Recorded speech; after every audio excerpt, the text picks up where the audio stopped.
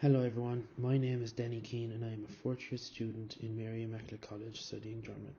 Today I'm going to be talking to you about Paula Ludwig, an Austrian poet. This project was done for FemFest 2022 and it covers the story of Paula Ludwig and her journey into exile. Who is Paula Ludwig? Paula Ludwig was an Austrian-born poet. She was born in Amber Castle in Altenstadt near Feldkirch. She was born on the 5th of January 19,000. She lived with her mother until she died in 1914 and then moved in with her father in Breslau. She was living in Linz, Austria with her mother up until her death.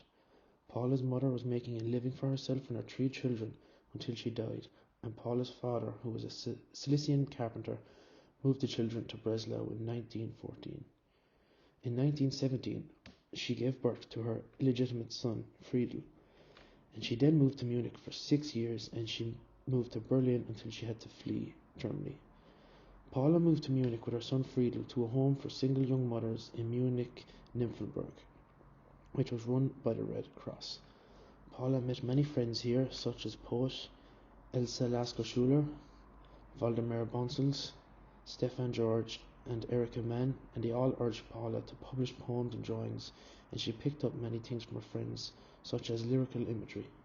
Paula moved to Berlin in 1923 and again met many more new people that heavily influenced Paula, such as Bertolt Brecht, Kurt Tucholsky, and many others. In 1938, Paula had to leave Germany because of her advocacy for German Jews. In 1938, Paula fled to France via Switzerland, and then later in 1940 she went from Spain to Portugal and to then Brazil, where her sister was living. She remained in exile for 13 years, where she began to make her way as a painter. So, some background information about Paula Ludwig. Her father separated from her mother at a very young age, and Paula's mother had to provide for her kids on her own. And Paula's mother was providing for the kids as she had a sewing job. Paula wanted to become an actress, and she also recorded her first 14 years of her life in a book called Book of Life. When Paula was hoping to become the actress, she still had to make a living for herself, and she did that as she worked as a chambermaid and as a studio assistant in a painting school. She began writing her first few poems during this period as she was a member of the Folklore School of Poetry. Paula moved into a single mother's home in Munich that was run by the Red Cross. When Paula was living in the single mother's home, she still had to provide for herself, and she did this by continuing to work as a maid, a nude model, a prompter at Munich Kammerspiele, and by 1921 Paula was making a living solely from the sales for painting, as well as many other arts and crafts works. Paula met Ivan Gall and Friedrich Kafka during her time in Berlin. Paula and Ivan Gall began a passionate work and love relationship. This relationship was kept secretive from Ivan's wife, Claire Gall. There are letters that document the love affair between these two, and they can be seen in the German Literature Archive in Marbach. In 1925, she met the judge and writer Friedrich Kafka, who she has had a relationship with until 1930. Paula also dedicated some of her poetry to Friedrich, but they later separated as although they had previously forged marriage documents, the main cause of the separation was due to the fact that Paula was viewed as an illegitimate mother and was not considered to be proper enough for Kafka's family. Traumlandschaft 1935, which translates to Dream Landscape and is a piece written by Paula Ludwig.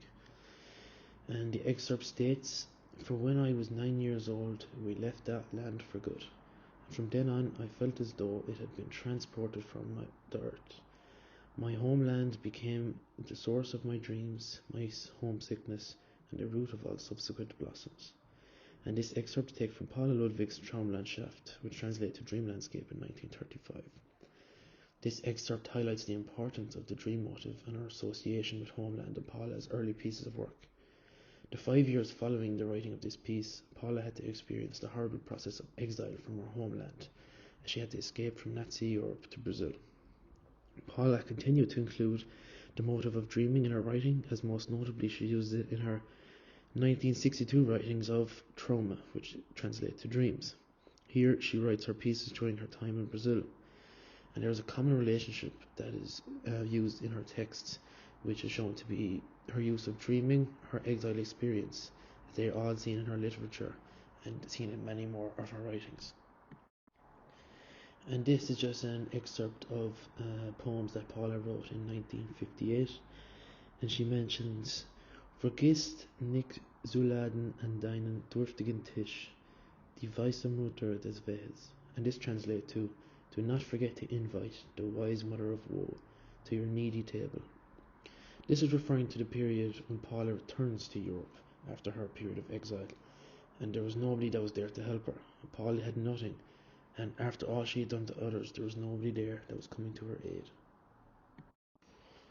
And these were some passages that were wrote in a letter by Paula, and she states, Seit ich aus Brasilien fort bin, habe ich überhaupt nichts schreiben und auch nichts malen können. 7 tote Jahre. And this then translates to, since I have left Brazil, I cannot write or I can't draw anything either. 7 dead years. And this was written by Paula when she was living with her son, and is referring to her frustration that she was going through. Paula is frustrated that her son is getting paid more than she is after writing about her whole life, and she mentions all the troubles that she had to experience, whilst now he is working for an American company and gets paid much more than she does, and he's only taking pictures for them.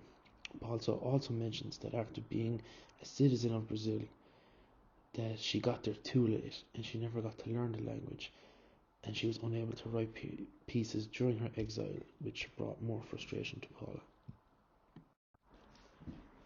Female exile. Exile is defined as the state of being barred from one's native country, typically for political or for punitive reasons. This is the definition from the Oxford Dictionary, and it shows the true meaning of exile. These types of actions were not only seen in horrific parts of history, with the Nazis and many more, but it's also seen today with the current ongoings in the Ukraine, with many Ukrainians having to flee their country for safety from the Russians that are currently invading their country.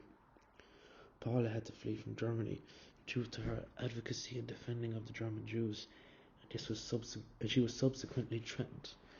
Paula experienced something very similar as to what is going on in the Ukraine, as she began helping and advocating for the Jews in Germany at the time, and she started to speak out against the actions that were happening to them.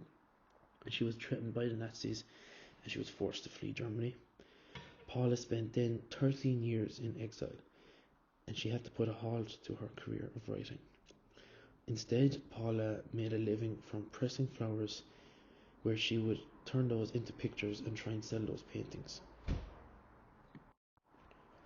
Paula's journey into exile. Paula had major unsteadiness in her life when she began her journey of exile.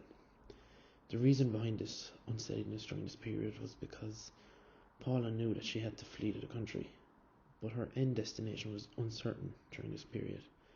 She initially fled for France via Switzerland in 1938. Paula went to France up until she felt she had to relocate again in 1940. And it is said that the growing power of the Nazis during this time was a factor, as she felt she was unsafe during this period and feared being captured by the Nazis. In 1940, she began to relocate again by travelling through Spain and Portugal to finally reach Brazil. Paula ended up in Brazil, and in particular she located in Rio de Janeiro and Sao Paulo for 13 years, where her sister was living. Paula's return home. Paula returned to Europe in 1953, and she returned extremely ill and had a major addiction to alcohol. Paula returned home after experiencing the horrible effects that exile can cause to people. She had returned as a completely different person as to the woman she had left as. She was extremely ill, and her alcohol addiction on top of her health issues were not good. She returned to Austria, and her citizenship was unrecognized, and she was also accused of anti-Semitism in Germany.